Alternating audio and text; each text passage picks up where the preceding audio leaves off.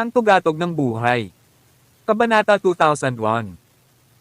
Ang kakanyahan ng Earth sa nakapalibot na lugar ay katawa-tawa na siksik. Nang i-activate ni Alex Rockefeller ang kanyang spell, hindi mabilang na spiritual energy vortexes ang lumitaw sa paligid niya.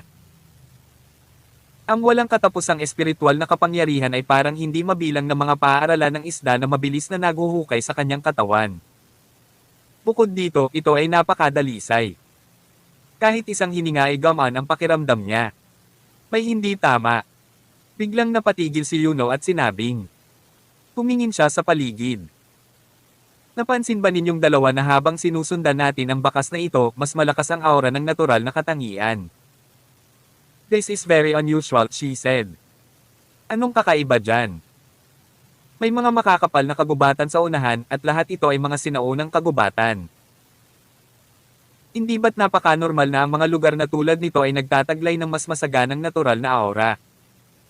Tanong ni Jade Benmore. Umiling si Yuno. Hindi mo naiintindihan. Ang likas na katangiang pinag-uusapan ko ay ang likas na mga batas. Ito ay ganap na naiibang konsepto mula sa espiritual na enerhiya. Ano ang gusto mong sabihin? Tanong ni Alex. Ang mga batas ng likas na katangian ay isang uri ng kapangyarihan ng engkanto.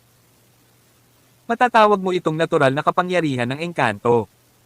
Hindi ito lumilitaw ng walang dahilan. Ang mga Vajra demonic apes ay hindi maaaring angkinan ito. Kaya naman baka may mga engkanto sa loob ng lugar na ito, paliwanag ni Yuno. Mga diwata. Parehong natigilan sina Alex at Jade. Lalo na itong nangyari kay Jade. Alam na alam niya na ang mga batas ng kaharian na ito ay hindi kumpleto. Imposibleng maging diwata ang isa. Sa katunayan, wala pang mga engkanto mula noong sinaunang panahon kaya ang void shattering ay naging isang hindi maabot na panaginip. Mula noong sinaunang panahon. 3,000 taon na ang nakalipas. Wala ni isang engkanto ang lumitaw sa mundo hanggang sa naitala na panahon, sabi ni Jade. Hindi tayo masyadong sigurado tungkol dyan ngayon, nagkibit-balikat si Yuno. Gayunpaman, ang paglitaw ng mga batas sa likas na katangian ay hindi isang masamang bagay para sa kanila. Sa halip, ito ay isang pagkakataon. Marahil maaaring may mga pagkakataong naiwan ng mga diwata. Ang dahilan niyan ay pagkatapos ng kanilang pagdating, ang mga kagubatan ay lumilitaw na mas siksik. Ang mga puno ay unti-unting tumaas na ang bawat isa ay nagtataasang halos 1,000 metro. Wala silang makitang anumang yapak. Kaya naman kinailangan nilang bumalik sa lupa at maingat na hanapin ang mga bakas ng paa sa loob ng mga palumpong. Nakita nilang yumayabong ang mga puno at halaman sa gubat na ito. Matataas ang mga puno rito at nagbibigay ng masaganang lilam at sagana ang mga sinaunang dahon. Mayroon pang ang iba't ibang pambihirang espiritual na mga halamang gamot na tila nasa mahusay na kalusugan. Kung si Alex ay hindi nagmamadaling hanapin si Diastormer, tiyak na gusto niyang manatili rito at ipunan ang mga halamang iyon. Dagendong. Biglang narinig ng tatlo ang nakakagulat na dagendong. Isang napakalakas na sound wave ang umalangaw-ngaw mula sa unahan. Nanginginig ang mga puno at halaman na parang tinatangay ng malakas na unos. Ramdam din ni Alex at ng iba ang malakas na bugzo ng hangin. Ano ang tunog na iyon? Tanong ni Jade. Itinuon niya ang lahat ng kanyang enerhiya sa kanyang katawan. Katutubo, nakaramdam siya ng pananakot. Sa katunayan, nakaramdam pa siya ng takot mula sa kanyang puso. Iyan ang dagendong ng demonyong unggoy. Sa tunog na naririnig ko, baka may nabangga itong kalaban, sabi ni Yuno. Sino ang maaaring maging kaaway ng demonyong unggoy? Tanong ni Alex. Maaga pa para sabihin. Pupuslit tayo para tingnan. Huwag kang magpatunog, sabi ni Yuno. Lahat silang tatlo ay eksperto. Agad nilang tinago ang kanilang aura at mabilis na lumipat sa direksyon kung saan nanggaling ang tunog. Habang lumalayo sila, mas malakas ang pag-ungol ng demonyong unggoy. Kung tutuusin, parang galit at agrabyado pa ito. Napakatindi ng lahat. Right then, tinuro ni Jade sa unahan. Tingnan mo guys. Ano yan? Nagkatinginan sina Alex at Yuno, parehong natulala. Habang tumatagos ang kanilang mga tingin sa kakahuyan, talagang nakita nila ang isang napakalaking bronze palace sa unahan. Tawag. I-Freak. I-Click.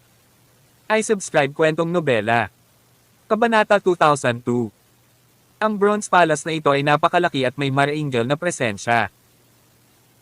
Ito ay nasa pinakamalalim na bahagi ng sinaunang kagubatan at ito ay umaabot hanggang sa mga ulap.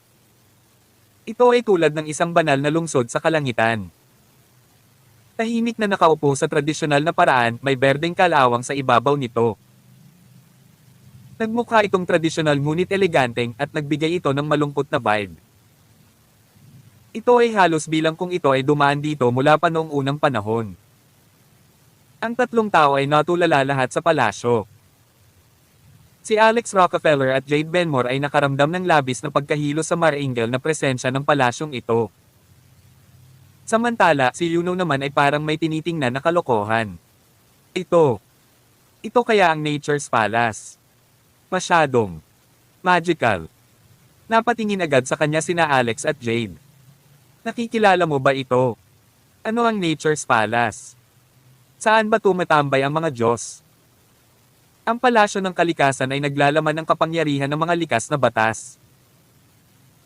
Ang sabi-sabi ay ito ang lugar kung saan nilinang ng Diyosa ng kalikasan ang mga batas. Bago naging Diyosa ang Diyosa ng kalikasan noong sinaunang panahon, isa raw siyang ordinaryong tao na babae. Pagkatapos nito, nakakuha siya ng pagkakataong maunawaan ang mga likas na batas at tahimik na nilinang sa isang palasyo. Pagkatapos ng 3,000 taon, siya ay naging isang Diyos. Siya ay kilala bilang ang Diyosa ng kalikasan mula noon. Ngunit ang Diyosa ng kalikasan ay biglang nawala pagkatapos noon. Nawala din ang Nature's Palace. Ito ay 10,000 taon. Sinubukan ng mga tao na hanapin ang palasyong ito sa hindi mabilang na mga engkanto na kaharian at sinaunang mga banal na lupain upang makuha ang mga natural na batas sa loob, ngunit walang makakahanap nito. I didn't expect na lalabas talaga dito, sabi ni Yuno. Parang nagningning ang mga mata niya nang magsalita siya tungkol dito. Dagendong. Isa pang malakas na dagendong ang maririnig. Lalong lumakas ang boses ng demonyong unggoy. Kasabay nito, nagdulot ito ng malalaking pagyanig na yumanig sa lupa. Nanginginig ang mga puno at halaman habang nagkalat ang mga malalaking bato. Pagkatapos noon, nakita pa ng tatlo ang makukulay na blade rays sa langit. Maliwanag, mayroong isang malaking labanan sa hinaharap. Sa kabila ng pagtayo ng 100 milya ang layo, nararamdaman pa rin nila ang matinding pagbabago ng kapaligiran na dulot ng labanan.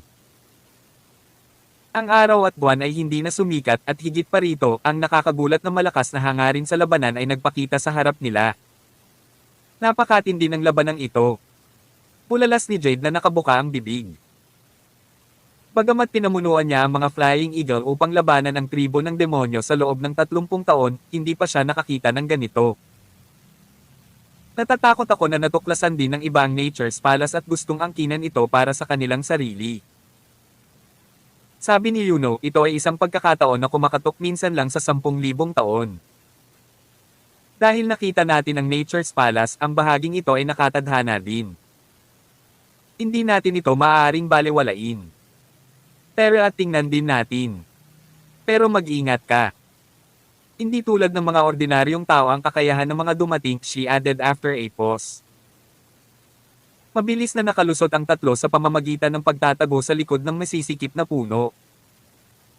Habang papalapit sila, mas naramdaman nila ang tindi ng labanan. Makalipas ang kalahating oras, sa wakas ay nakalusot sila sa harapan ng Bronze Palace. Ngayong nakita na nila ang nangyayari, hindi sila nang ahas na gumawa ng kahit isang tunog. Ang mga bakuran sa harap ng palasyo ng bronze ay unang puno ng mayayabong na halaman. Ngayon, ang lahat ng ito ay nawasak sa pamamagitan ng labanan na naganap. Ang buong lugar ay nasa malalim na mga kanal na naiwan ng iba't ibang mga blades at ang malalaking hukay ay nilikha ng mga pagsabog ng enerhiya ng chi energy. Ang malalaking bahagi ng kagubatan ay giniba sa lupa at maging ang mga kalapit na burol ay gumuho. Sa gitna ng labanan ay nakatayo ang 100 talampakan ng taas na higanteng unggoy. Tuloy-tuloy ang mga dagendong nito. Nagawa nitong maging sanhi ng pag-vibrate ng langit at lupa sa isang alon ng kamay nito. Samantala, umabot sa 100 tao ang nakapaligid dito. Hindi mabilang na lumilipad na mga espada at kayamanan ang nagpaulan sa malaking ulan na parang unggoy. Ang mga blade lights, sword rays, at iba't ibang long-range treasures ay bumuo ng isang bahaghari na bumagsak sa ulo ng higanteng unggoy. Para itong sinasalakay ng makakapal na grupo ng mga balang. Naramdaman ni Alex at ng iba ang pagkibot ng kanilang puso nang makita ang eksena. Kung sila ay atakihin ng ganoong kakapal na puwersa, tiyak na hindi maliligtas ang kanilang buhay.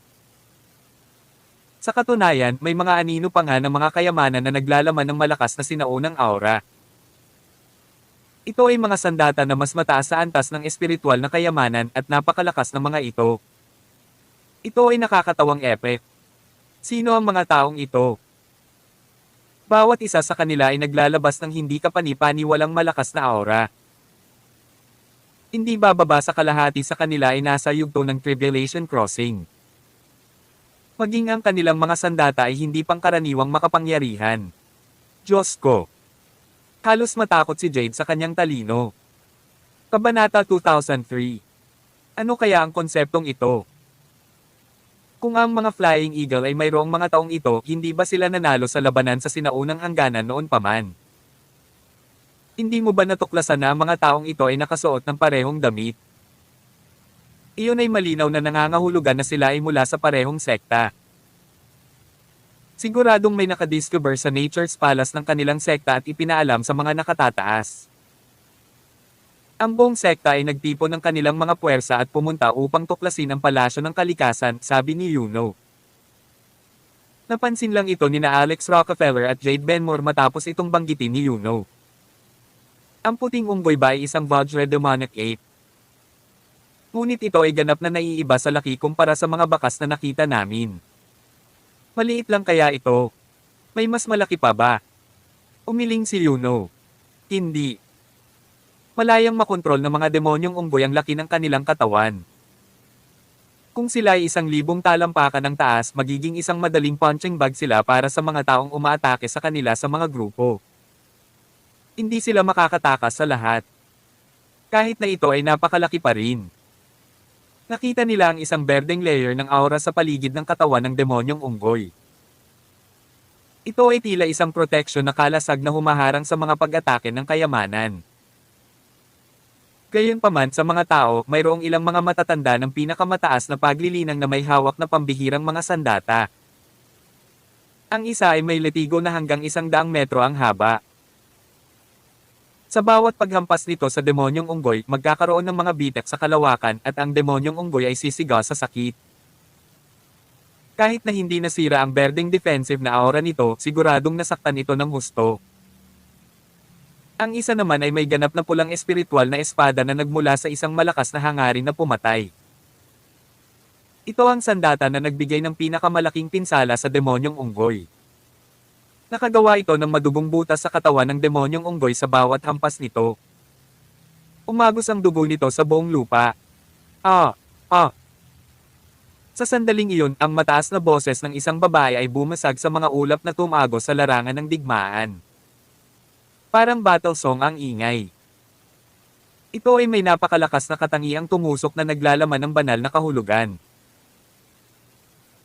Para itong makalangit na kulog at tsunami mula sa 10,000 milya ang layo na agad na naging sanhi ng pag-ungol at pagkaantala ng oras ng reaksyon. Ang soundwave ay bumuo ng isang arco na hugis pamaypay, ngunit iniwasan nito ang demonyong unggoy at direktang dumaan sa grupo ng mga tao. Biglang bumagal ang mga sinag ng espada. Sinamantala ng demonyong unggoy ang pagkakataong ito para umabant at tumapak sa mga kalaban nito. Ang banal na kakayahan ng demonyong unggoy ay napakalakas. Mahinang bulalas ni Yuno. Nakita niya kung paano ginawa ng demonyong unggoy ang mga nakakabaliw na pag-atake laban sa grupo ng mga tao. Ang mahahabang braso nito na bumagsak sa lupa ay may kakayahang magbutas ng malalaking hukay. Sa isang iglap, medyo marami na itong napatay. Gayunpaman, ang pag-atake ng banal na kahulugan ay hindi maaaring tumagal ng napakatagal. Hindi nagtagal, nagpatuloy ang labanan. Ang mga taong magsasaka ay inayos ang kanilang mga sarili sa isang pormasayon at nilabanan muli ang demonyong unggoy. Ang lakas ng pag-iisip ng babaeng iyon ay nangangailangan ng ilang minuto upang mag-charge. Elder Crone, pangunahan ng ilang tao at harapin muna ang babaeng iyon, malakas na sigaw ng isang elder. Sige. Isang grupo ng mga tao ang agad na nagpadala mula sa pangunahing grupo at umikot mula sa kaliwa. Agad silang pinuntahan ng demonyong unggoy upang pigilan sila, ngunit pinigilan ito ng pangunahing grupo at hindi na makasingil. Sa oras na iyon, nakita ni Alex at ng iba pa ang isang magandang babae na may umbok na tiyan na nakatayo sa tabi ng isang malaking haligi sa harap ng Bronze Palace. May hawak siyang dalawang scythe sa kanyang mga kamay habang kinakabahan siyang nakatingin sa mga taong humahabol sa kanya. Sino ang babaeng iyon? Tanong ni Yuno. Mayroon siyang imposing mental strength. Malaki ang tiyan niya. Siya ay buntis. Rockefeller brat, maaari ba siyang? Bago pa makatapos si Yuno, tumakbo si Alex sa bilis ng kidlat. Tawag. I-pre. I-click. I-subscribe kwentong nobela. Kabanata 2004. Sino ka? Sa sandaling lumitaw si Alex Rockefeller, isang tao mula sa sekta ang nakakita sa kanya. Isang matanda ang sumigaw at lumipad na may hawak na espada na kumikinang ng maliwanag sa makukulay na sinag ng liwanag. Papatayin niya si Alex sa pamamagitan ng paglaslas sa kanyang baywang. Sa sandaling ito, nararamdaman ni Alex ang kanyang buhok na tumatayo sa kanilang mga dulo. Isang malakas na pakiramdam ng panganib ang lumaki sa kanya. Nadama ni Alex na ito ang pinakamatinding panganib na naranasan niya.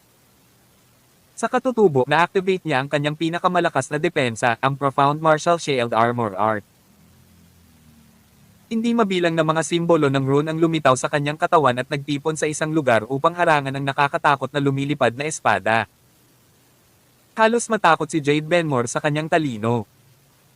Umiwas siya ng tingin dahil hindi niya kayang makitang mamatay si Alex. Napabuntong hininga rin si Yuno. Ang tanga. Masyado siyang padalos-dalos. Sa palagay ba niya ay kaya niyang matamaan ang mga eksperto ng sekta na ito sa maliit na paglilinang na mayroon siya? Hindi ba't pinapatay lang niya ang sarili niya? If isang beses lang hinarang ng Profound Martial Shield Armor Art na nagtipon ng espadang iyon. Nabasag pa rin ang baluti at ang matalim na espada ay tumusok sa katawan ni Alex. Sa sandaling iyon, bahagyang nanginag ang Chaos Tree sa katawan ni Alex. Isang sinag ng kulay abo na kaguluhan ang Chi Energy ay sumugod at dumapo sa espada. Balasahin. Sa sandaling iyon, ang enerhiya ng Chaos Chi ay sumisipsip ng isang bagay. Talagang hinigop nito ang espadang iyon sa palasyo ng isip ni Alex. Ano ang nangyayari? Pati si Alex nagulat din. Hindi lamang siya ay hindi patay, ngunit ang Chaos Chi Energy ay talagang sumipsip ng buong espada sa kanyang katawan. Ito ay kamanghamanghang. Ilang sandali, ginamit ni Alex ang kanyang panloob na paningin. Napagtanto niya na ang espada ay nakasabit sa isa sa mga sanga ng Chaos Tree. Hindi ito gumagalaw sa lahat bagaman. Pulang dugo ang buong ibabaw nito at may maliliit na simbolo ng rune sa espada na kumikinang ng maliwanag. Talagang hindi ito isang ordinaryong bagay. Naiintindihan na ito ni Alex. Ito ang banal na espada na nagdulot ng malaking pinsala sa demonyong unggoy. Ito ay walang katulad na matalas at may napakalaking kapangyarihan. Sa huli, ito ang nangyari dito. Nakita ni Alex kung gaano kalakas ang Chaos Tree. Nakakatuwa, palagi niyang nakikita ang punong ito na medyo walang silbi. Bukod sa paggawa ng kaunting Chaos Chi Energy para mapangalagaan ang Chaos Beads, wala itong ibang nagawa. Ngayon, sa wakas ay natanto ni Alex na hindi lang niya alam kung paano ito gamitin. Samantala, ang puno ay umabot lamang sa halos 5 metro ang taas at may kabuoang 10 dahon lamang. Ang bawat dahon, gayunpaman, ay berde at masigla, at ang bawat dahon ay naglalaman ng walang limitasyong puwersa ng buhay na kumikinang ng maliwanag. Bahagyang natigilan si Yuno. Hindi niya inaasahan na mangyayari ito. Ano ang dahilan kung bakit ito nangyari? Tila mas maraming sikreto si Alex kaysa sa kanyang nalalaman. Ang lalaking ito ay talagang isang batang may maraming kayamanan. Palagi niya itong ginugulat sa mga mahahalagang sandali. Wala nang mas nagulat pa sa mga matatanda ng sekta na iyon. Ang kanyang sariling natal flying sword na pinipino ng maraming taon sa kanyang sariling palasyo ng isip at konektado sa kanyang sariling buhay ay hindi talaga nawala. Bukod dito, ang koneksyon ng kaluluwa sa pagitan ng espada at sa kanyang sarili ay lubusan ding naputol. Hindi na niya maramdaman ang presensya ng banal na espada. Pif! Lumuwa siya ng isang bibig ng dugo. Ang matanda ay direktang naapektuhan ng counterattack. Nanlaki ang mga mata niya habang nakatitig sa katawan ni Alex. Ang aking rainbow blood sword. Galit na sigaw niya. Samantala, hindi nagdahan-dahan si Alex, mabilis na umaakyat patungo sa pangunahing pasukan ng Bronze Palace. Ang buntis na nakatayo sa tabi ng tansong haligi ay ang ex-celebrity na namiss niya ng husto, si Dia Stormer. Dia! Sigaw ni Alex. Si Dia, na kinakabahan pa rin, sa wakas ay nakita ng malinaw ang mukha ni Alex. Nagsimulang manginig ang buong katawan niya, baka sa mukha niya ang hindi makapaniwala. Hindi niya inaasahan na makikita niya rito si Alex. Nagsimulang tumulo ang mga luha sa kanyang mukha. Samantala, si Elder Crone, na nagdala ng mga tao para patayin si Dia, ay umiling-iling. Nang makita niya si Alex na umaarangkada, ginamit niya ang kanyang espada upang direktang hampasin si Alex. Dragon Bone Sword. Karangin. Ipinatawag ni Alex ang kanyang Dragon Bone Sword mula sa kanyang palasyo para harangan ang pag-atake. Bukod dito, gamit ang Rainbow Blood Sword na nakuha niya kanina at ang karanasang nakuha niya mula rito, nagawang takpan ni Alex ang kanyang Dragon Bone Sword ng isang layer ng Chaos Chi Energy. Clang! Isang mahinang tunog ang maririnig. Ang lumilipad na espada ni Elder Crow na nagbuga ng berdeng ilaw ay kumislap din bago tuluyang nawala. Tulad ng Rainbow Blood Sword dati, napasok na ito sa isip ng palasyo ni Alex. Kabanata 2005. Nagluwa din si Elder Crow ng isang subo ng dugo. Umalis na kayong lahat. Sigaw ni Elder Crow at nanguna sa paglipad palayo. Maliwanag, hindi niya naintindihan si Alex Rockefeller bilang isang top-notch na dalubhasa. Kung madaling makuha ni Alex ang kanyang makapangyarihang espiritual na kayamanan, hindi ba iyon ang naging dahilan kung bakit? Si Alex ay isang hindi matitinag na dalubhasa. Paano pa siya magkakaroon ng ganoong kakayahan? Dahil dito, madaling sumugod si Alex kay Dia Stormer. Kahit na si Dia ay napakarilag at kaakit-akit pa rin bilang isang diwata mula sa itaas, ang kanyang katawan ay napuno ng dugo at ang kanyang buhok ay nasa buong lugar. Dahan-dahang naglakad si Alex paarap at marahang hinaplos ang mukha niya. Dia, nandito ako. Connie. Bahagyang tumangala si Dia, puno ng luha ang kanyang mga mata. Agad siyang yamakap sa mga braso nito. Dagendong. Noon lang napansin ng demonyong unggoy na may tao talagang sumugod kay Dia. Agad itong nagbuga ng pulang dugong ilaw mula sa mga mata nito nang magpakawala ito ng malakas na dagendong. Ang katawan nito ay dung-oval sa laki at pagkatapos na matapakan ng mga paa nito, muli nitong pinaandar ang gravitational field at pinalipad ang kalahati ng mga kaaway nito na parang bulb zone ng hangin. Alex, mag-ingat ka. Sumugod si Jade Benmore. Ang Golden Claymore na hawak niya ay doble ang laki ng katawan niya. Tila 1,000 tonelada ang bigat. Gayunpaman, tila walang kahirap-hirap na hawak niya ito sa kanyang mga kamay.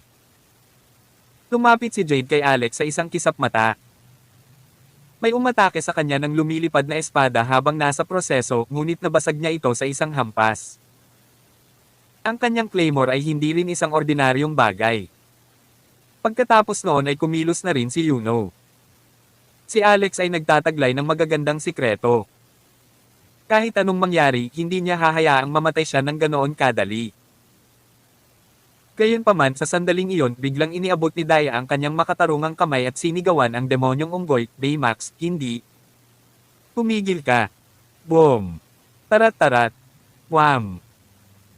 Ang demonyong unggoy, na parang shooting star, ay agad na nagpreno sa kanyang mga paa matapos marinig ang boses ni Dia.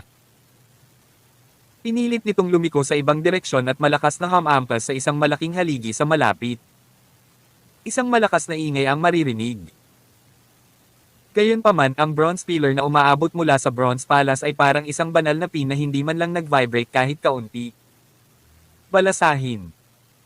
Nang sumugod sina Jade at Yuno, pareho silang nagulat. Napatingin sila kay Dio bago nila inggan ang demonyong unggoy na ngayon ay nahihilo na sa pagkakabangga. Wala sa kanila ang inaasahan na makikinig ang demonyong unggoy sa sinabi ni Dio. Ito ay halos magic. Samantala, ang 200 plus na eksperto mula sa kabilang sekta ay sumugod at bumuo ng kalahating bilog sa paligid ng demonyong unggoy. Sino kayong mga tao? Ibalik sa akin ang aking Rainbow Blood Sword. Ang matanda na nawala ng kanyang Rainbow Blood Sword ay may malungkot na ekspresyon sa kanyang mukha habang siya ay nakatitig at sumisigaw kay Alex. Mukhang nabigla siya dahil parang napakababa ng cultivation ni Alex. Nasa core formation stage pa lang siya at halos parang langgam. Paano niya talaga maa-absorb ang Rainbow Blood Sword ng matanda? Sect Master, hindi mataas ang cultivation ng batang ito. Personal kong nasaksihan ang Rainbow Blood Sword na madaling masira ang kanyang depensa. Nagagawa lang niyang nakawin ang Rainbow Blood Sword dahil may dala siyang malaking kayamanan, sabi ng isang babaeng magsasaka. Ang pangungusap ay agad na naging sanhi ng hindi mabilang na mga tao na tumingin kay Alex. Marami sa kanila ang may matinding kasakiman sa kanilang mga mata. Nakuha ni Alex ang isang banal na espada tulad ng Rainbow Blood Sword para sa kanyang sarili nang hindi nangangailangan ng mataas na antas ng paglilinang. Ang ganitong uri ng kayamanan ay halos isang uri sa mundo. Pagbuo ng labanan. Utos ng Sect Master. Ang lahat ng mga disipulo ay agad na nagpangkat sa isang uri ng porma sayon. Nagsimulang tumawa ng malakas ang Sect Master. Ito ay isang malaking pagkakataon. Hindi lang Nature's Palace ang nahanap namin ngayon pero may nagpadala pa sa amin ng kakaibang kayamanan. Ang aming kamikaze clan ay nakatakdang magbalik. Ibigay mo agad sa akin ang iyong kayamanan. I can show mercy and let you live, sabi nito kay Alex. Dahil sa pagkaka-corner ng 200 eksperto na tulad nito, pinagpawisan si Alex at ang iba pa. Kapag nagsimula na ang labanan, malamang na sila ay agad na mapatay. Ano ang dapat nilang gawin? Sa oras na iyon, isang umiiyak na tunog ang biglang nagmula sa loob ng Bronze Palace. Tawag. I pray. I-click. I subscribe kwentong nobela. Kabanata 2006. Ang malalakas na hiyawan ay nagmula sa loob ng tansong palasyo. Parang melancholic, ang tono nito ay pinakanak ang bumababa. Gayunpaman, mayroon itong malakas na kapangyarihan sa pag-iisip na para bang ang babae ay umiiyak mula pa noong panahon ng bato, nakakalungkot na kalikasan sa tabi niya. Ang mga taong nakarinig ng panagoy na ito ay agad na naapektuhan na nahulog sa isang labis na pagkabalisa. Hindi nila mailabas ang kanilang sarili mula sa kalungkutan na ito, umiiyak sila nang hindi mapigilan. Ang ilan na hindi sapat ang lakas ng pag-iisip ay bumagsak sa lupa, lumuluha ang kanilang mga mata, umiyak ng labis na nagsimula na rin silang magsuka ng dugo. Ang buong eksena ay lubos na nakakabagabag at hindi mabata. Nilabanan ni Alex ang pag-iyak gamit ang kanyang lakas sa pag-iisip dahil marami na siyang mental power sa ngayon. Bagamat nagawa niyang pataasin ng husto ang kapangyarihan mula sa Soul Collection Coffin, ang paglaban sa panagoy ay lubhang nakakatakot na ang mga butil ng malamig na pawis ay dumaloy sa kanyang noo. Si Yuno, sa kabilang banda, ay mukhang maayos ngunit hindi ito kinaya ni Jade. Ang kanyang mga lakas ay higit sa lahat ay pisikal at ang kanyang mental na kapangyarihan ay hindi maaaring mas mahusay kaysa kay Alex. Ang pag-iyak ay agad na nakaapekto sa kanyang isip na humantong sa kanyang hindi lamang maiyak kundi napaungol din ng malakas. Sa sandaling iyon, ang bulwagan ay napuno ng pag-iyak. Noon ay inabot ni Zendaya ang isang daliri niya na nagpakinang sa puting liwanag. Parang may mga anteng-anteng na umaagos sa loob. Ang liwanag pagkatapos ay bumaril sa mga sinag ng manipis na mga linya at nabuo sa kalahating globo na nakapalibot kay Alex, Jade, at Yuna din. Iyon ay isang proteksyon na kalasag na nabuo na may kapangyarihang pangkaisipan. Habang ang panagoy ay tumama sa kalasag, ang mga anteng-anteng ay nagsimulang manginig na bumubuo ng mga dilaw na sinag ng liwanag. Gayunpaman, hindi pa rin ito nagawang protektahan ang mga ito mula sa karamihan ng mga epekto. Sino ang umiiyak dyan? Napaka-depressed at nakakapanghina. Ugh. Hindi ko na kaya. Gusto ko talagang umiyak. Iyak pa rin ng iyak ang iba sa clan, hindi maintindihan ang sitwasyon nila. Pagkatapos bigla na lang tumigil ang panaghoy. Ang sect master ng Kamikaze clan ay nakatingin sa palasyo, halatang nalilito habang bumubulong sa sarili, mayroon pa kayang buhay sa loob ng Nature's Palace. Walang kasiguraduhan ang sagot ng matandang katabi niya.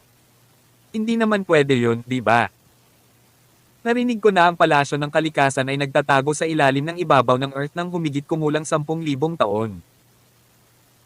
Ang mga immortal na magsasaka ay hindi kailanman umiral sa kaharian na ito, kaya sino ang posibleng mabuhay sa nakalipas na 10,000 taon? Sabi ng iba, alam ko. Ito ay dapat na pamana ng Diyosa ng kalikasan. Iyon ay sigaw ng isang babae, tama ba? Narinig ko na pagkatapos na maunawaan ng Diyosa ang kalikasan at maging isang Diyos, ayaw niyang umalis sa kaharian na ito. Hindi nakakagulat, iniwan niya ang kanyang mga pag-iyak dito, tama ba? Dahil dito, natuwa ang sect master ng Kamikaze clan. Itinuro niya ang Vajra Demonic Ape at sinabing kahit ano pa iyon, kunin muna natin itong lalaki.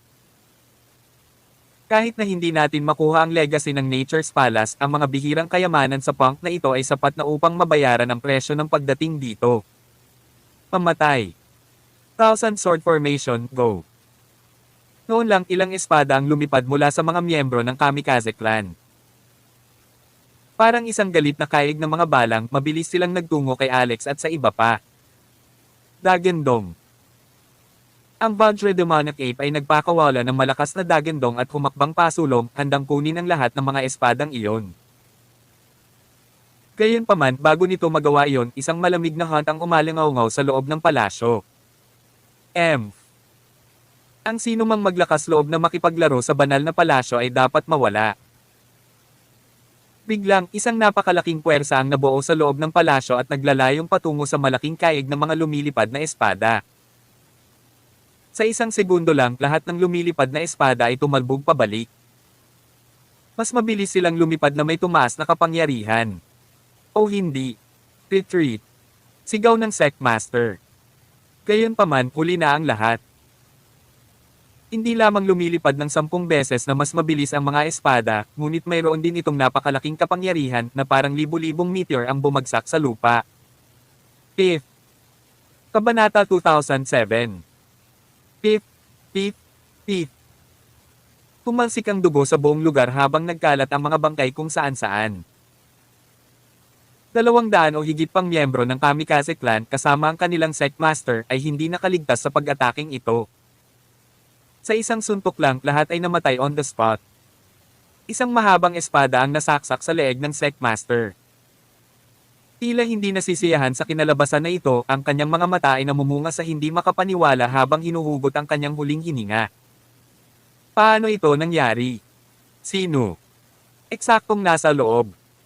Gayunpaman, hindi siya magkakaroon ng pagkakataong malaman. Ang buhay sa kanyang mga mata ay unti-unting nauubos habang siya ay natutulog sa permanenteng antok. Sa kabilang banda, labis na nabigla dito si Alex at ang iba pa. Sino ang mag-aakala na ang isang aktwal na tao ay nananatili sa palasyo? At ang taong ito ay tila napakalakas din. Maging si Yuno ay gulat na napaawang ang bibig. Ngayon, nagsimula na silang mag-alala. Papatayin din ba tayo ng babaeng nasa loob? Ang kailangan lang niya ay isang simpleng pag-atake upang agad na patayin ang mahigit 200 martial artist. Sa makatuwid, ang pagpatay sa kanila ay karaniwang kasing dali ng pag-angat ng isang daliri. Daya, sino ang nasa loob? Tanong ni Alex. Umiling si Zendaya. Hindi ko rin alam. Hindi pa ako nakapasok sa loob. Dinala ako ni Baymax dito. Habang nag-uusap sila ay dahan-daang bumukas ang mga pintuan ng palasyo. Boom! Tarat-tarat. Kulog. Sa malalakas na tunog ng pugiling ng metal, maliwanag na ang pinto ay hindi nabubuksan sa napakatagal na panahon. Isang makapal na patong ng alikabok ang damapo sa motley green na bronze na ginagawa itong mukhang sinaunang panahon. Parang hindi pa talaga nabubuksan ang pinto sa loob ng 10,000 taon. May mga yabag pagkatapos ay nagmula sa loob. Dahan-dahang napaatras si Alex at ang iba sobrang kinakabahan. Sa huli, nakita nila ang isang matandang babae na may kulay abo na buhok na may mukha na puno ng kulubat na lumabas sa tulong ng isang tungkod. Magulo ang buhok niya na nakatikip din sa kalahati ng mukha niya. Nakadamit ng damit na tila hindi kabilang sa siglong ito, ang kanyang buong pagkatao ay nagmumukhang kasentanda ng palasyo na parabang talagang naglakbay siya sa paglipas ng panahon. Kaya ang misteryosong tao na may napakalaking kapangyarihan, isang matandang babae lamang. Lumabas ng palasyo ang ginang at sinulyapan ang mga bangkay bago tumingin kay Daya. Nagbago ang ekspresyon niya na para bang may naalala siyang napakasakit. Tinakpan niya ang kanyang bibig, nagsimula siyang humagulgol muli. She sounded so sad na si Alex at iba pa ay napaatras pa. Ang matandang babae ay patuloy na naglalakad palabas habang siya ay patuloy na umiiyak. Sa sobrang mabagal na hakbang, gumawa siya ng isang hakbang bawat 5 segundo. Gayunpaman, sa bawat hakbang, nakakapaglakbay siya ng 10 milya. Pagkatapos ng isa pang hakbang, nawala siya. Naririnig lamang nila ang kanyang nakakabasag na iyak mula sa malayo, ngunit nawala rin ito sa loob ng ilang segundo. Bumalik ang katahimikan sa palasyo. Nagkatinginan ang lahat, nalilito. Ano iyon? Sino ang matandang babae na iyon? Dahil walang makakaalam nito, tumingin sila sa Vajra Demonic Ape. Hindi nito alam kung paano magsalita, gayunpaman, at hindi rin nito alam kung paano ipahayag ang sarili sa ibang mga pamamaraan. Ang ginawa lang nito ay tinuro ang pintuan ng palasyo at napakamot sa ulo. Walang nakaintindi sa ibig sabihin nito at hindi sila nang ahas na pumasok sa palasyo ng walang pag-iingat. Kung bumalik ang matandang iyon at magalit sa kanilang kawalang ingat, baka mapatay niya silang lahat. Lumipat ang atensyon ni Alex sa tiyan ni Daya na ngayon ay mas malaki kaysa kay Dorothy na buntis ng quadruplets. Agad na sinuri ni Alex ang kanyang pulso na pagtantong isang bata lamang ang naruroon.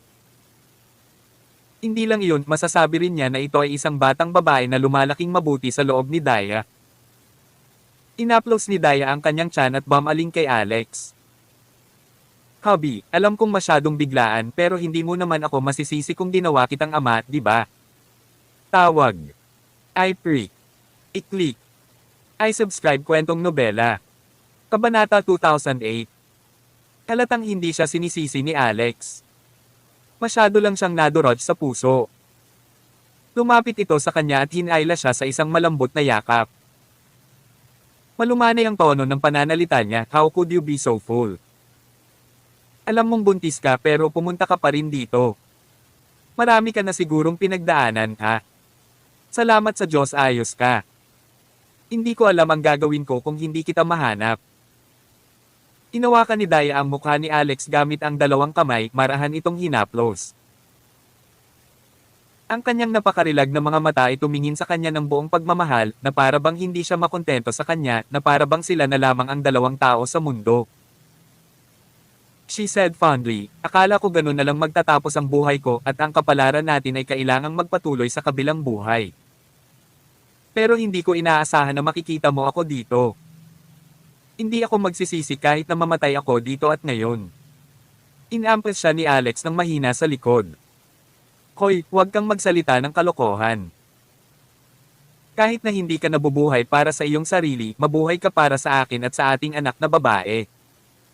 Tama ka. Hubby. Inalikan ni Daya si Alex sa labi ng walang pakialam sa mundo. Nagsimula pa silang humihingal, isinasaalang-alang ang matinding paraan ng pagmamahala nila sa isa't isa. Nakaramdam ng awkward si Jade nang makita ito kaya nagpa siya siyang tingnan ng mga bangkay. Si Yuno, gayunpaman, ay nanatiling hindi nabigla. Sina Alex at Phoebe ay natutulog sa isa't isa paminsan-minsan at nakita niya ang higit sa kanyang patas na bahagi. Noon nang angkinan ng kanyang konsensya ang katawan ni Phoebe, ginagawa pa rin ni Alex ang gawa sa kanya. Kahit na nararamdaman niya ang lahat ng nangyayari, kailangan niyang magpanggap na wala siyang kaalam-alam.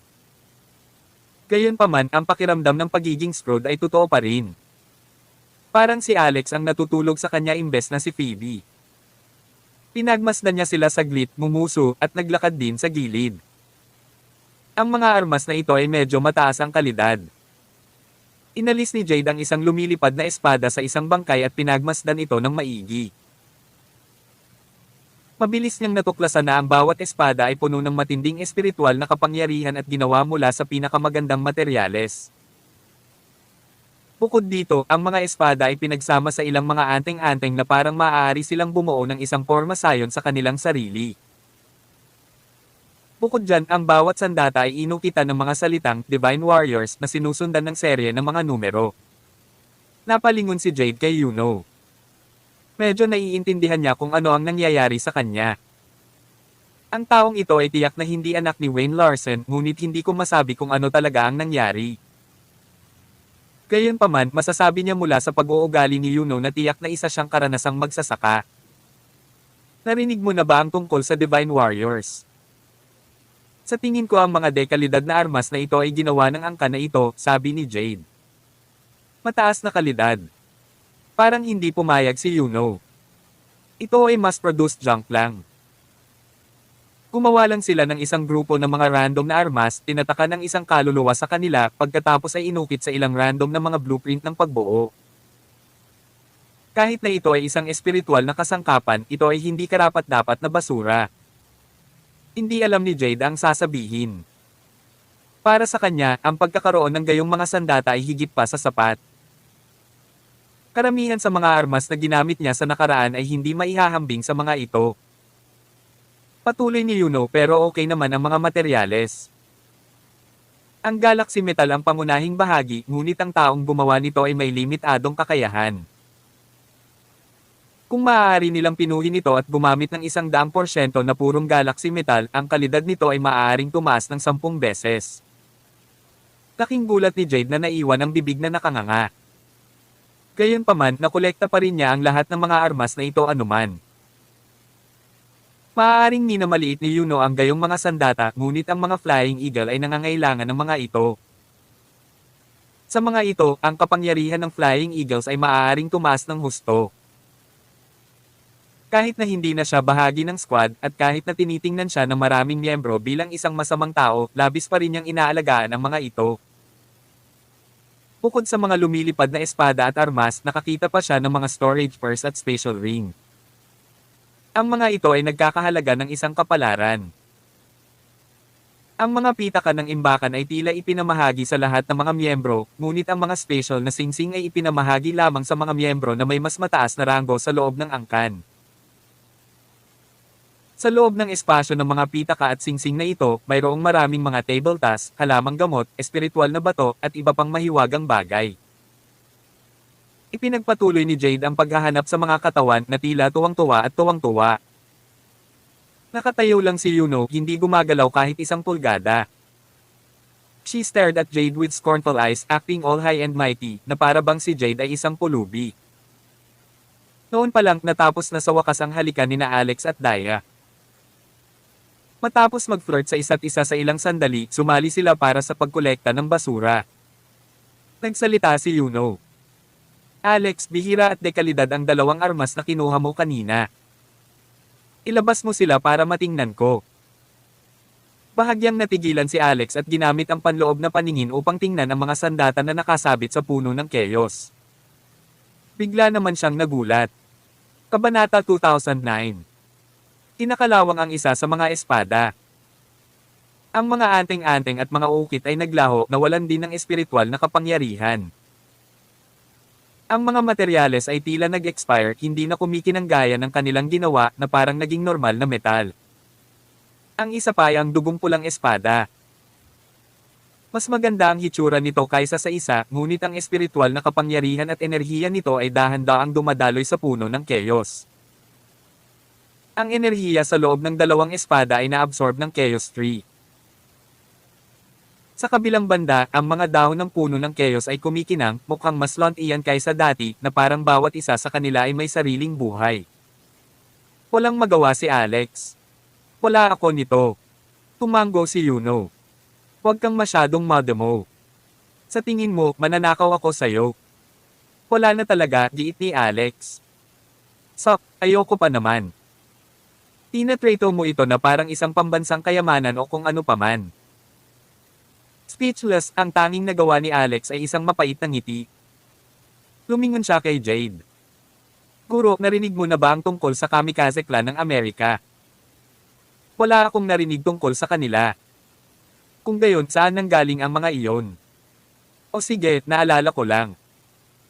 Mayroon akong kaluluwa na sinasabing mula sa Yorkshire Palace. Narinig mo na ba iyon? Umiling si Jade pero kakaiba ang ekspresyon ni Yuno. May alam ako tungkol sa Yorkshire Palace. Napatingin sa kanya ang iilan. Sumagot si Yuno, iyan ay isang lipi ng paglilinang mula noong sinaunang panahon. Noon, ito ay itinuturing na isa sa 5 sinaunang makajos na sekta sa paglilinang. Nagsanay sila ng maraming eksperto, ngunit walang nakakaalam kung umiiral pa rin sila ngayon. Kuminto siya pagkatapos ay tumingin sa palasyo ng kalikasan. Ngunit ang pinakamahalaga ngayon ay ang palasyong ito. Nasa harapan na natin ang pagkakataon. So, uupo na lang ba tayo dito at panoorin itong mawala o gagawa ba tayo ng hakbang? Tila nag-aalala pa rin ang lahat sa makapangyarihang matandang babae na iyon. Sasabihin ko na ang matandang babae ay dapat nagalit. She's suddenly in pain, at parang abnormal din ang ugali niya, sabi ni Alex. Pumayag naman si Jade. Pero, pumasok na tayo. Hindi natin malalaman kung hindi natin susubukan. Tumanggo si Alex, ngunit nag-alinlangan siya nang makita niya ang tiyan ni Daya.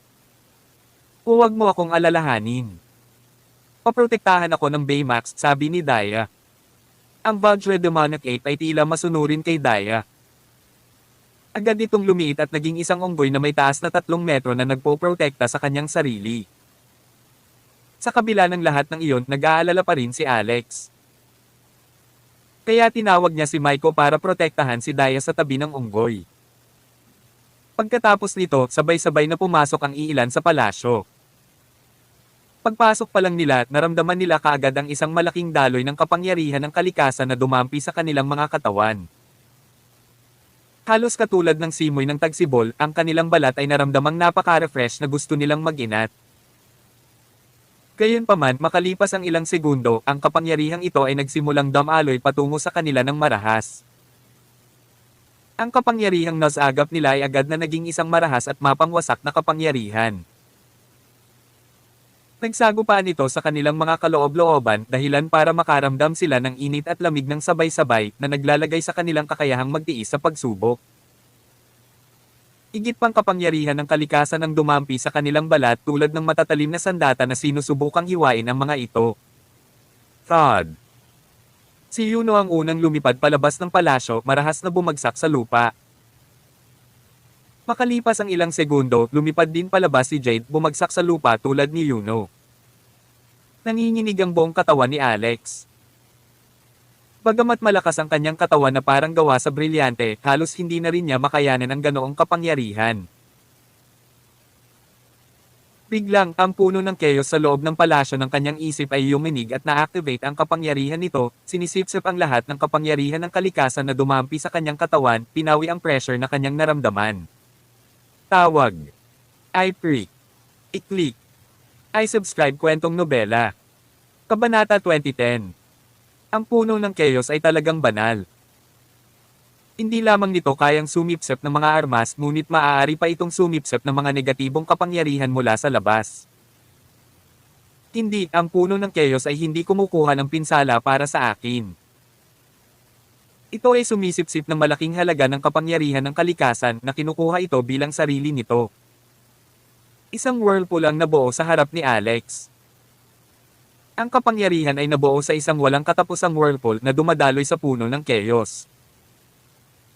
Ginamit ni Alex ang kanyang panloob na pangitain at napansin niya na ang mga sanga ng puno ay mabilis na lumalaki pagkatapos makuha ang kapangyarihan. Noon, isa lamang itong maliit 5 metrong puno. Hindi nagtagal, lumaki ito sa 6-7. Pagkatapos ay naging 10 metro. At pagkatapos ay 15 metro. Nagpatuloy ito sa pag-usbong ng mabilis sa sobrang lakas na taglay nito. Laking gulat ni Alex nang makita ito. Napakatindi ng kapangyarihan ng kalikasan. Ang punong ito ay nasa aking palasyo sa loob ng mahabang panahon at hindi ito gaanong lumalaki.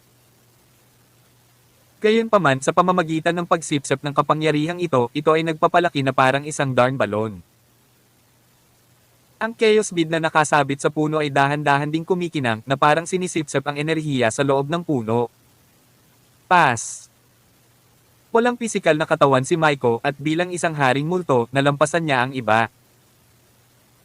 Gayunpaman, mula nang mangyari ito, hindi na rin niya ito kinaya, bumalik sa Alex's stake of exorcism para magtago.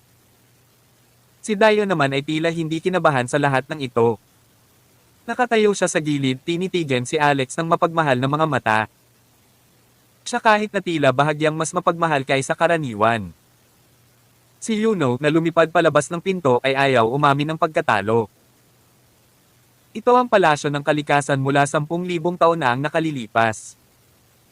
Gusto ko din hanapin ang destiny ko doon. Paanong hindi ako pinapasok sa loob? Alam kong malakas ako kaya paano ako magiging mahina kaysa sa babaeng daya na ito. Tinagat niya ang kanyang mga ngipin at muling nagmamadaling pumasok. Sa loob ng 1 segundo, gayunpaman, siya ay pinatalsik palabas ng palasyo ng isang malakas na daloy ng kapangyarihan ng kalikasan. Nagsuka pa siya ng isang subo ng dugo bago lumapag na nagpapahiwatig na siya ay nasugatan ng kanyang sarili. Paano ito posible? Nabigla si Yuno. Ang kapangyarihan ay mas malakas kaysa dati. Alam niyang kakayanin ni Alex ang ganoong kapangyarihan dahil mayroon itong bihirang kayamanan kaya naniwala siya na ang tibay nito ay kailangang nauugnay sa kayamanan na iyon. Gayunpaman, hindi niya naiintindihan kung ano ang pinagkakatiwalaan ng data. Dahil ba sa unggoy na iyon? Ito ay kabilang sa mga bagay na hindi niya maintindihan. Ang mga Vajra Demonic Eights ay kilala na mabisyo at mahirap hawakan. Kahit na hindi ito makapagsalita o makipag-usap, mayroon itong napakataas na espiritualidad at katalinuhan. Itinuturing na isa sa pinakamataas na ranggo ng mga demonyo sa loob ng kaharian na ito, imposibleng mapaamo. Paano ito nagawang sundin ni Daya ang bawat utos niya? Ayaw na ring isuko ni Jade ang pagkakataong ito. Naisip niya kung makapasok ang alagad ko, nakakahiya lang kung masabugan ako. Kaya't nagpa siya siyang subukang muli, itinulak ang sarili patungo sa pasukan habang pinilit niyang gamitin ang kanyang pisikal na katawan. Pagpasok, nakuha niya ito ng 10 segundo. 10 segundo ang kanyang ganap na limitasyon kaya wala na siyang ibang nagawa kundi ang umatras. Biglang kumalubit ng malakas ang tansong pinto ng palasyo, dahan-daang nagsara. Nang sinubukang makapasok muli sina Yuno at Jade, isang hindi kilalang puwersa ang hamarang sa kanilang dinadaanan. Hindi na nga posible na humakbang papasok sa pinto. Parang frustrated si Yuno. Bakit kailangan kong harapin ngayon ang Nature's Palace? Kung mayroon pa akong 1 taon, tiyak na titiisin ko ito. Ito ay malungkot lamang. Ito ay palasyo ng kalikasan. Nasa harap ko ito. Pero hindi rin ako makapasok. Inalo siya ni Jade. Lahat ng ito ay nakatadhana. Tadhana kung makapasok ka pero kung hindi mo kaya, buhay lang iyon. Screw life. Ako, Yuno, ay hindi kailanman yumuko sa tadhana. Ayaw ko lang maniwala dito. Si Yuno ay agresibong itinoon ang kanyang enerhiya, pinalibutan ang kanyang sarili ng isang pulang aura na puno ng demonyong chi. Natigilan si Jade. Demonyong chi. Ikaw. Isa kang demonyo. Hindi pinansin ni Yuno si Jade at bumuo ng itim na anino sa likod niya. Ito ay hindi nakikilala na lumilitaw bilang isang malabong patak lamang. Pagkatapos ay naging isang sinag ng liwanag patungo sa pintuan ng palasyo na nakaawang pa rin. Boom! Tarat-tarat! Ang pader sa harap ng tansong pasukan ay yumanig, ngunit hindi ito bamuka kahit kaunti. Sa halip, isang malakas na puwersa ang tumalbog kay Yuno. Kabanata 2011. Matapos matamaan si Yuno, marahas itong bumagsak sa lupa at nawala ng malay. Hindi nakaimik si Jade pero pina-check up pa rin siya kaagad. Makalipas ang ilang segundo, nagkamalay si Yuno at mukhang nalilito siya. Nakatitig kay Jade at sa bronze na palasyo, nagulat siya. Si Commander Benmore, saan ang lugar na ito? Oh Diyos! Bakit may ganoong kalaking bronze na bahay?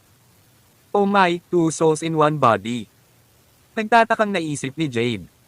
Si Richit Asterisk. Boom! Tarat-tarat. Sa wakas ay isinara na ang malaking tansong pinto. Si Alex ay sumisip-sip pa rin ng kapangyarihan ng kalikasan. Ang ganitong masalimuot na kapangyarihan ay dumaloy sa kanyang palasyo ng isip habang ang puno ng Chaos ay patuloy na sinisip-sip ito. Kasabay nito, ang puno ay naglabas ng Chaos Chi. Ang konsentrasyon ng enerhiyang ito ay tumaas ng 10 beses sa kanyang buong palasyo ng isip. Sa bilis na ito, ang puno ng Chaos ay lumaki ng 50 metro. Ang unggoy na nakatayo sa tabi ni Daya ay nakatitig kay Alex na nagpapakita ng kanyang mga ngipin.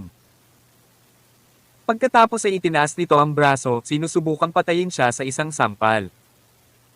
Agad naman itong pinigilan ni Daya nang mapansin ang nangyari. Pulong niya, siya ang pinakamahalagang tao sa buhay ko.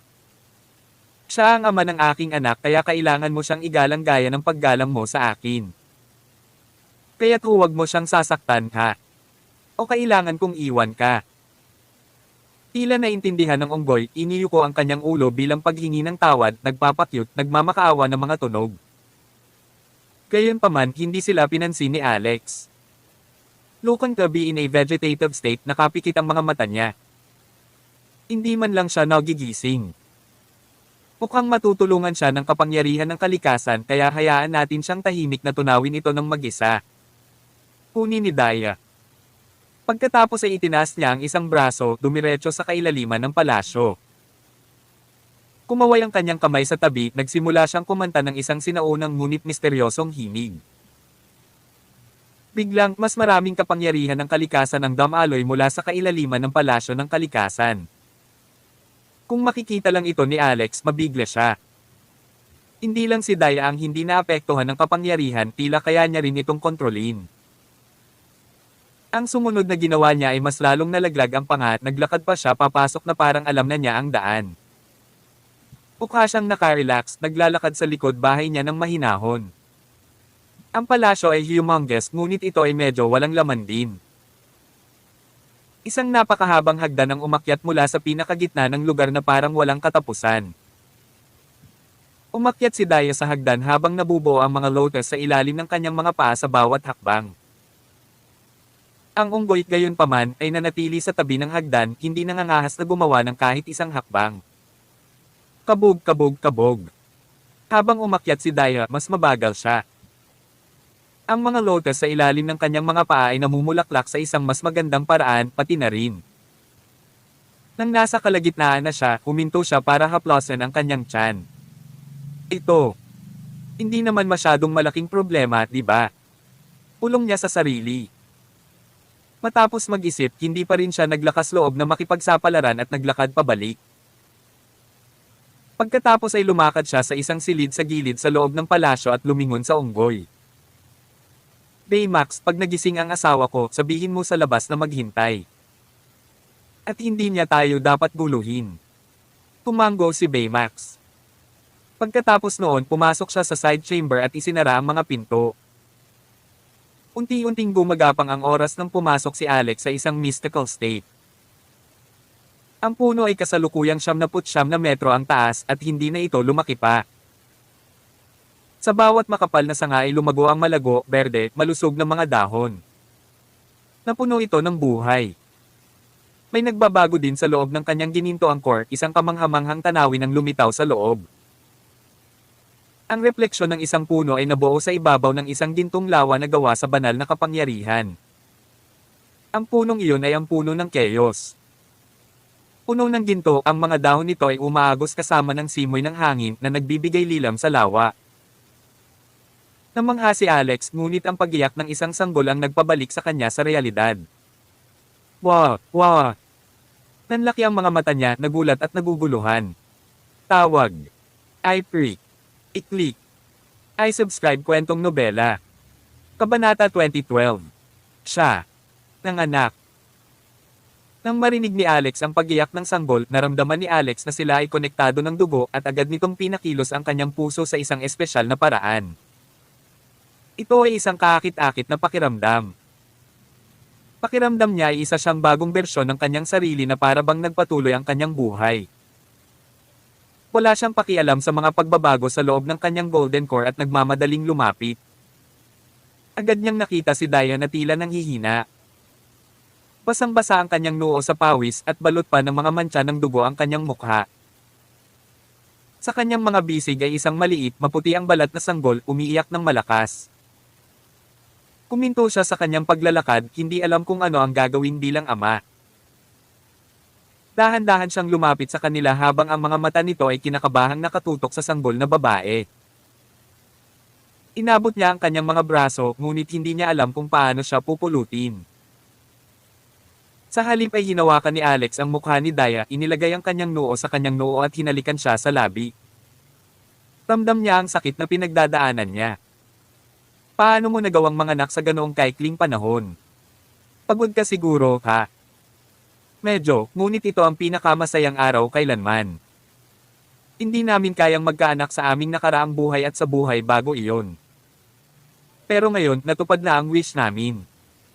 Hindi alam ni Alex ang sasabihin. Hubby, naalala mo ba kung sino ako ngayon? Tumingin si Alex sa kanya habang ang kanilang mga mata ay nakalock, ang kanilang mental power ay nag-synchronize sa hangin na bumubuo ng isang malakas na magnetic field sa lugar. Bagamat si Alex ay may matatag na lakas sa pag-iisip, mas malakas pa si Daya. Parang telepathically ang komunikasyon ng dalawa. Ang bawat string ng mental power ay tila dumadaloy na may kulay, nagsasama sa isa at nagbabago sa isang malaking memory kakon. Pinalot ng kakon na ito ang dalawa. Hindi, silang tatlo. Biglang nakita ni Alex ang sumusunod. Isang malaking bulwagan ang matatagpuan sa gitna ng isang bulubundukin.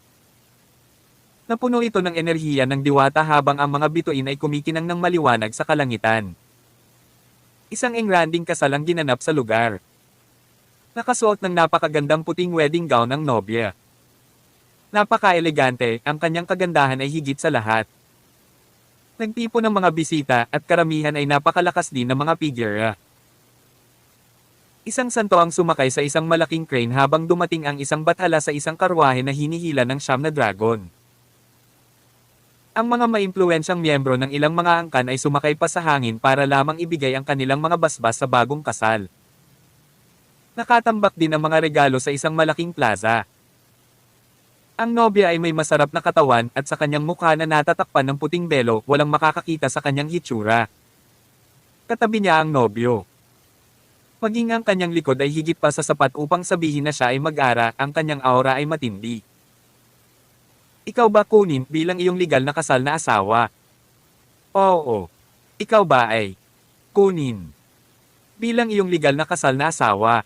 Oo. Maaari mo nang halikan ang nobya. Nang maghalikan na sana sila, biglang umihip ang hangin sa bulwagan. Isang batang babae ang pumasok at may ibinulong sa tenga ng nobyo. Mukhang nabigla ang nobyo.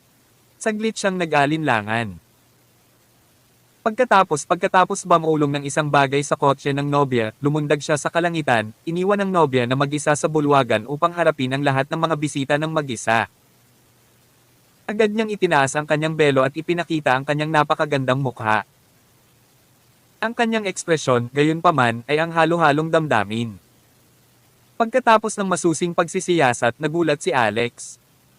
Ang nobya ay si Daya. Sinubukan niyang tingnan ng mabuti ang nobyo sa flashback ngunit tila hindi niya maaninag ng mabuti ang kanyang mukha. Kaya hindi niya makilala ang lalaki. Tapos dun lang natapos ang flashback. Unti-unting kumalma ang kanyang ipo-ipo ng emosyon nang lumingon siya kay Daya. Nakita ko ang groom na iniwan ka sa kasal.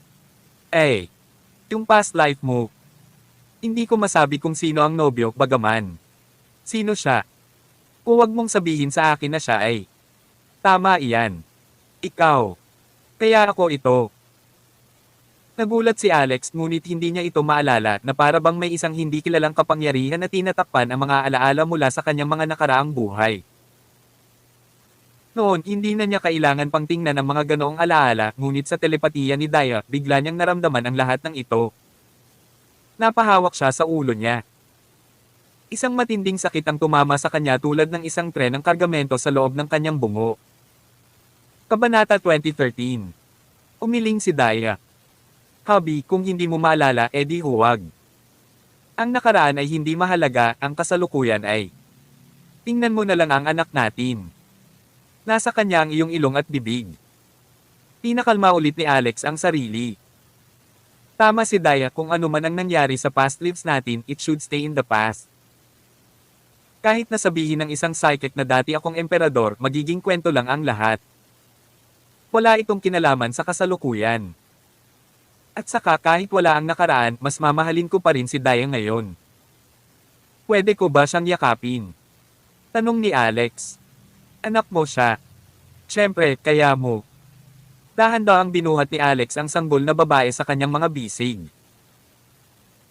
Siya ay lubhang maingat na tila natatakot na ang isang pagkakamali ay maaaring makapinsala sa kanyang maliit at mahinang katawan. Gayunpaman, habang hawak siya ni Alex, naramdaman niya kaagad ang kakaibang lakas ng kalikasan. Ang bagong panganak na sanggol na ito ay talagang nagtataglay ng napakalaking kapangyarihan ng kalikasan sa kanya. Nakakaloka. Napatingin si Alex kay Daya. Bakit napakalakas ng kapangyarihan ng kalikasan sa loob ng kanyang katawan? Kakaiba iyon. At hindi ba dapat 2 buwan na lang siya dapat? Paano niya ito ipinanganak ngayon? Premature ba itong baby? Umiling si Daya. Hindi, may side chamber lang sa palasyong ito kung saan mas mabilis ang oras kaysa dati. Maaari mo ring ayusin ito sa iyong sarili. Kaya nanatili ako doon ng kaunti at nanganak. At tungkol sa kapangyarihan, sa palagay ko ay hindi ito kakaiba. Ito ang palasyo ng kalikasan at puno ito ng kapangyarihan ng kalikasan. Kaya ang katotohanan na siya ay ipinanganak dito ay nangangahulugan na ang kapangyarihang ito ay ipinanganak sa loob niya. It's not unnatural that she's managed to receive some of it. Laking gulat ni Alex lalo na't parang pamilyar si Daya sa palasyo. Ngayon, ito ay mas kakaiba. Daya, kanina ka pa ba dito? Paano ka pa naging pamilyar sa lugar na ito? Umiling si Daya. Kaya nga tinanong kita kung naaalala mo kung sino ako. Walang alam si Alex. Ako ang Diyosa ng kalikasan mula 10,000 taon na ang nakalilipas. Banal, shitty. Si Richit Asterisk. Parehong bago sa pagiging magulang, sinimulan ng dalawa na alagaan ang maliit na sanggol ng magkasama. Medyo nahirapan sila dahil dumating sila na hindi handa. Wala silang anumang mga bote ng sanggol, lalo na ang mga damit ng sanggol. Nais ni Alex na makahanap ng ilang kapaki-pakinabang na bagay mula sa kanyang imbakan na pitaka, ngunit napagtanto na anumang 2-dimensional na espasyo ay selyado sa loob ng palasyo. Ang lahat ng kanyang mga item ay nawala ang kanilang mga epekto at hindi na niya ito mabuksan pa. Kahit na sinubukan ni Alex na buksan ang pinto sa templo ng Kala, tila hindi niya ito magawa.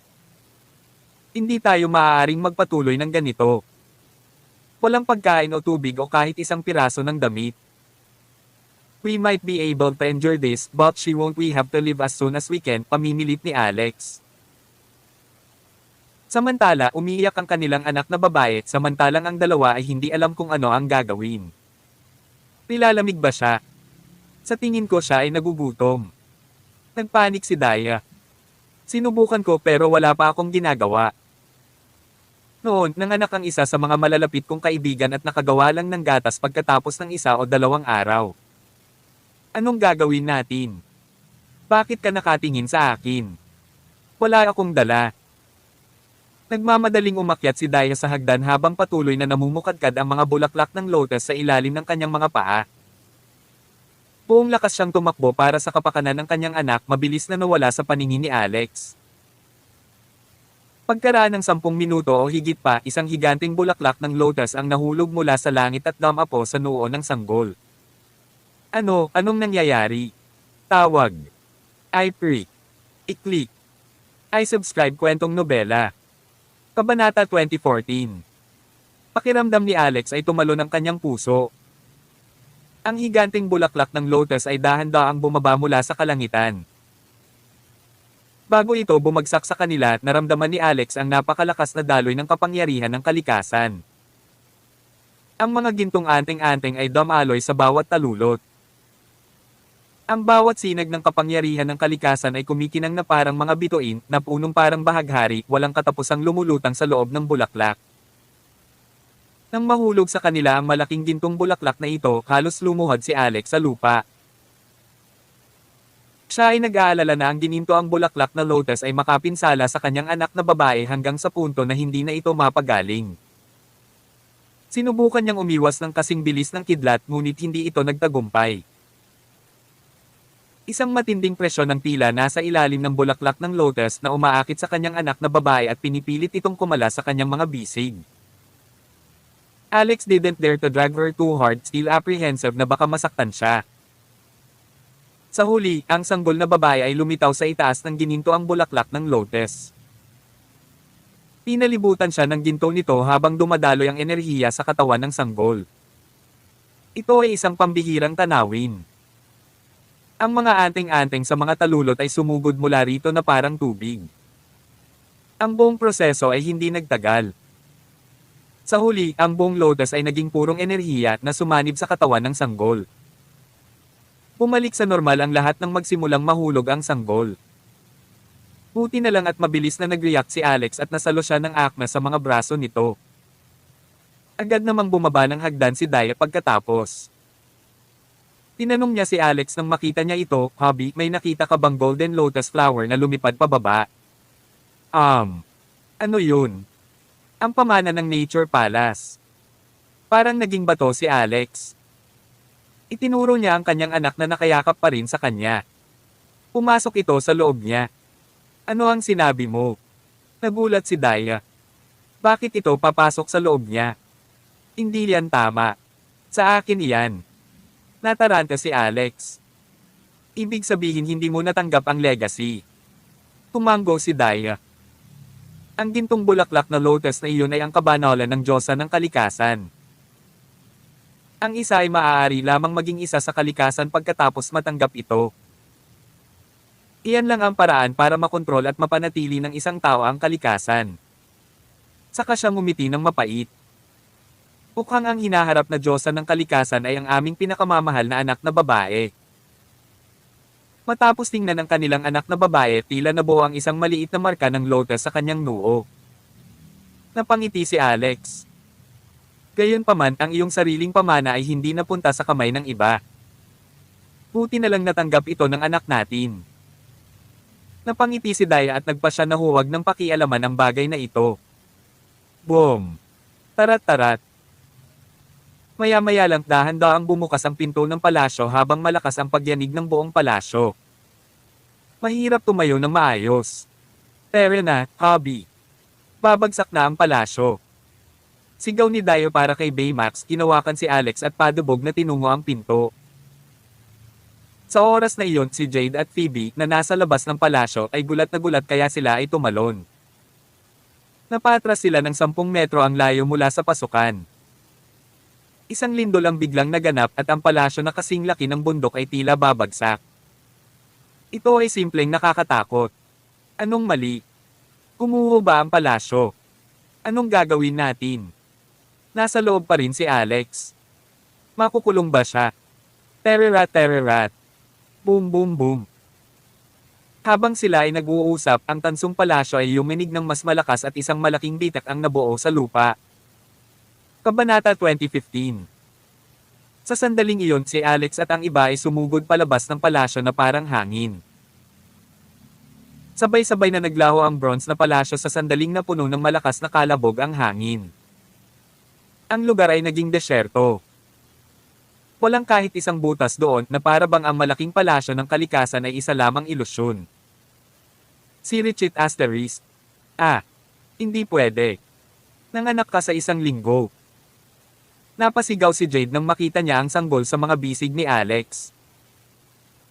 Pagkatapos nito, pinagmasdan niya ang mukha ng sanggol at napansin ang marka ng lotus sa kanyang noo. Ito ay mukhang kakaiba ngunit banal kaya nagtanong si Jade, ito ba ay isang birthmark? Sobrang weird. Matapos makapasok ang legacy sa katawan ng sanggol na parang nagtatago, walang sino mang tao ang makakadama nito. Kahit na napakalapit ni Jade kasama ang kanyang tribulation crossing level, wala siyang maramdaman. Ayaw ipagkalat ni Alex ang tungkol sa kanyang anak na babae na magiging diyosa ng kalikasan. Siguro dahil bihasa ako sa Budismo. Dahil ang lotus ay isang sagradong bagay ng Buddhist at ang martial arts na sinanay ko ay mayroong holy lotus sa loob, malamang na natanggap din niya ito.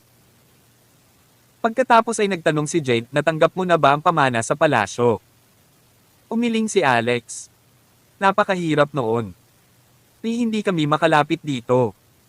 Guro, wala na rin doon. Mayroon lamang itong mahabang hagdan at hindi namin makita ang dulo nito. Higit sa lahat, napakahirap umakyat doon. Hindi ko man lang nalampasan ang unang flight. Napabuntong hininga si Jade. Ang ganitong kapalaran upang mapabuti ay hindi isang bagay na maiisip ng mga normal na tao. Buti na lang hindi mo nakuha. Huwag kang malungkot. Nakakabilib na kayong dalawa ay nakapag-stay doon ng 1 linggo. Humanggo si Alex. Hindi niya maiwasang humanga sa kakaibang oras na lumipas sa loob ng palasyo. Pakiramdam niya ay 1 araw lang siya doon, ngunit 1 linggo na ang nakakalipas dito. Si Phoebe naman ay nakatitig kay Daya na halatang puno ng gulat. Dati si Daya ay isang superstar kahit na bahagi ng pamilya Stormer sa Michigan. Kahit na nakita na niya ito noon, hindi niya inaasahan na magdadasal siya sa anak ni Alex. Sa pag-iisip, nakaramdam siya ng matinding pagkabalisa. Nakalimutan na si Phoebe na talaga si Phoebe ngayon at hindi na si Yuno, sinabi ni Alex, Master, Miss Yuno, kakapanganak pa lang ng anak ko pero wala pa kaming handa. Tingnan mo lang, kailangan pa naming ibigay sa kanya ang mga damit namin. Kaya nagpa siya kaming bumalik. Gusto mo bang bumalik o magpatuloy sa paggalugad? Mayroon akong kaluluwa ng isang Moldita na matandang babae na maaaring maging gabay mo. Kung lalagpasan mo ito, baka makahanap ka ng lugar kung saan tumutuloy ang mga tao. Natigilan si Phoebe. Miss Yuno lang ba ang tawag niya sa akin? Sabi naman ni Jade, iniisip ko na kung mahahanap natin ang pasukan at mysil. Nasaksihan ng lahat kung gaano kalakas ang mga miyembro ng Kamikaze Clan, tama ba? Kung mahanap nila ang kanilang paraan sa Amerika, tiyak na hindi natin sila mahaharap sa ating kasalukuyang mga kapangyarihan. Mas mapanganib sila kaysa sa mga demonyong hayop sa sinaunang hangganan. Dahan-dahang tumanggo si Alex habang nakatingin sa baby daughter. Mabuti na lang at nagamit na niya ang kanyang pitaka at singsing ngayon, kaya medyo may ilang pirasong damit doon. Pagkatapos nito, inutusan ni Daya si Baymax na maghanap ng ilang demonyong hayop na kakapanganak lang para pansamantalang harapin ang gutom ng kanyang anak. Pagkatapos nito, kinuha ni Alex ang kaluluwa ng matandang babae na si Murphy at kasama ang kanyang patnubay, nagtungo sa kabilang panig ng piitan. Si Richit Asterisk. Gayunpaman, wala silang ideya na ang mga sirang gilid ng sinaunang hangganan ay nakakaranas ng napakalaking pagbabago. 1 linggo na ang nakalipas mula nang umalis ang leopardong demonyong gobernador. Sa mismong araw na ito, talagang nagdala siya ng 100,000 tropang demonyo para makipagdigma. Ang 36 na istasyon ng depensa na itinayo ng Amerika sa sinaunang hangganan ay hindi katugma sa mga tropang demonyo. Sa loob lamang ng kalahating araw, nagawa nilang talunin ang lahat ng 36 na istasyon. Ngayon, inaatake nila ang outpost ng tao na may pinakamalaking pasukan. Ang lahat ng mga nakatataas sa Flying Eagles ay umiyak sa gulat at sakit. Ang diskarte ni Darnik ay naging sanhi ng pagkawala ng squad ng higit sa 30,000 tropa na naging dahilan upang sila ay matrap sa kabilang panig ng hangganan.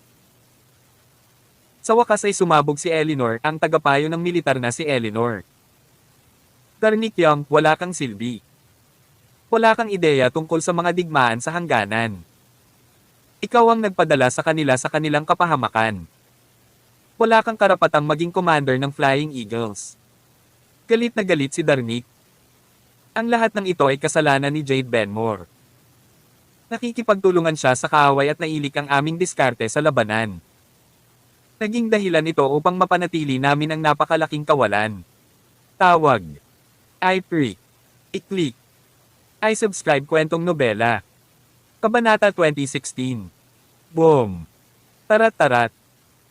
Galit na galit si Eleanor matapos marinig ang sinabi ni Darnik.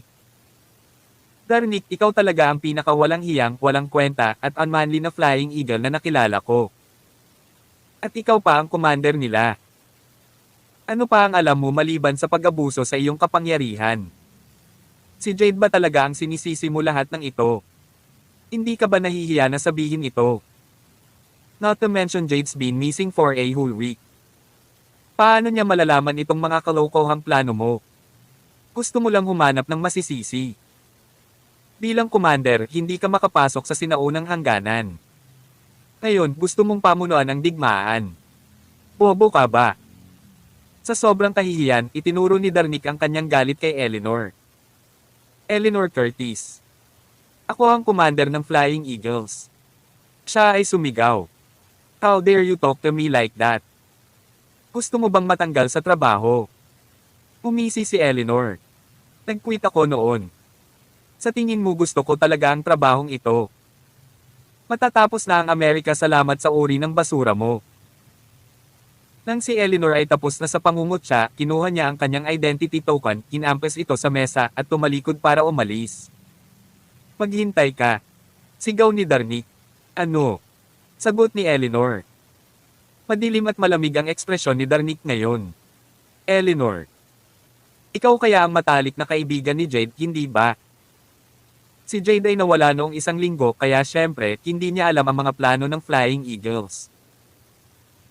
Gayunpaman ikaw, ang tagapayo, ay madaling malaman ang tungkol sa aming mga diskarte kaya hindi na niya hinintay na matapos, ang dibdib ni Eleanor ay lumakas sa galit.